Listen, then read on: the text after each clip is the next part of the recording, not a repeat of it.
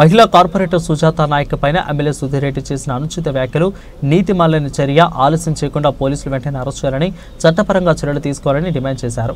ఇక మహిళల పట్ల ఏమైనా గౌరవం ఉంటేనే వెంటనే కార్పొరేటర్ సుజాత నాయక్ను క్షమాపణ కోరాలి. ఇక రాజకీయంగా ప్రజలు బుద్ధి చెప్పి రోజులు దగ్గరలోనే ఉన్నాయి. మహిళలను గౌరవించే సాంస్కృతిక కాంగ్రెస్ పార్టీది.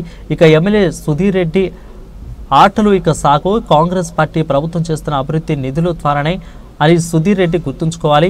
ఇప్పటి వరకు కూడా తన సొంత నిధులతో ఏ ఒక్కరిని కూడా చదివించిన దాఖలాలు లేవు. రాజు యువ వికాసానికి యువత అందరూ కూడా దరఖాస్తు చేసుకోవాలి. అభివృద్ధి పేరిట బీఆర్ఎస్ పార్టీలో చేరిన సుధీర్ రెడ్డి ఎల్బీనగర్ నియోజకవర్గానికి 5 సంవత్సరాలు తీసుకువచ్చిన నిధులు 1 సంవత్సరం కాలంలోనే కాంగ్రెస్ పార్టీ అధికారంలోకి వచ్చాక 100 కోట్ల నిధులు తీసుకొచ్చిందని అన్నారు. ప్రభుత్వాన్ని కోరుతున్నది వెనువెంటనే చట్టపరంగా తను అరెస్ట్ చేయాలి. ఎస్సీ అట్రాసిటీ కేసు కింద ఎల్బీనగర్ ఎమ్మెల్యే సుధీర్ రెడ్డిని అరెస్ట్ చేసి తీరాల్సిందే. ఎలాంటి చట్టపరంగా ప్రొటెక్షన్ లేదు. సాక్షాత్ హైకోర్టు కూడా ప్రొటెక్షన్ ఇవ్వలేదు. రెండవది, తెలంగాణ సంస్కృతి ఆడపడుచుల కాలు మొక్కడం. ఆడపడుచు లాంటి సోదరి సమానమైన సుజాత గారిపైన చేసిన నీ అనుచిత వ్యాఖ్యలకి నీకు నీతి, నియం, సిగ్గు, శరం ఏమైనా ఉంటే రాజకీయాలలో పట్టింపులు కాకుండా నీ అక్రమాస్తుల అవినీతితోటి విర్రవీగకుండా సోదరి సుజాత కాళ్ళు మొక్కి క్షమాపణ కోరుకో. అన్కండిషనల్ అపాలజీ నువ్వు చెప్పాల్సింది. ఇది మా మొదటి డిమాండ్. రెండవది, ఇతను పదే ఇక్కడ అభివృద్ధి కార్యక్రమాలు నేను తీసుకొచ్చిన మాట్లాడుతున్నాను. నీ అయ్యే జేబులకి వెళ్ళాలి, నీ జేబులకి వెళ్ళాలి. ప్రభుత్వం ఇస్తున్న నిధులు, అది కాంగ్రెస్ పార్టీ ప్రభుత్వం ఇస్తున్న నిధులు.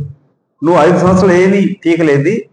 గత 15 నెలల నుంచి కాంగ్రెస్ పార్టీ ప్రభుత్వం, ఎమ్మెల్యే సుధీర్ రెడ్డి గారు గుర్తుంచుకో, రేవంత్ రెడ్డి గారు ముఖ్యమంత్రి అయినాకనే ఈ ఎల్బీనగర్ నియోజకవర్గానికి అత్యంత నిధులు వచ్చినాయి. 33 నెలల నుంచి అస్తనాపురం లేక చెంపపేట లేక ఇక్కడ వనస్థలపురం ఉదాహరణ తీసుకుంటే కూడా నువ్వు పార్టీ అభివృద్ధి కొరకై పార్టీ మారిన నువ్వు, లేక నిజంగానే అభివృద్ధి కొరకై ఆశించి బీజేపీ పార్టీలు పెట్టి కాంగ్రెస్కి వచ్చిన సోదరుడు వెంకటేశ్వర రెడ్డి గారి యొక్క వనస్థలిపురం నియోజకవర్గానికి డివిజన్ గమనిస్తే 9 కోట్లు ఆల్రెడీ శాంక్షన్ అయిపోయి ఇంకా 400 కోట్లు ఇవాళ శాంక్షన్ అయి ఉన్నాయి. అంటే ఇది ఒకటే మీకు ఉదాహరణ ఎన్ని నిధులు వచ్చినాయి అనేది. అందుకే పదే రూల్స్ ప్రకారంగా ఎమ్మెల్యేకి ప్రారంభించే అధికారం లేదు. ప్రారంభోత్సవం జరగాల్సింది as per the rule by the incharge minister.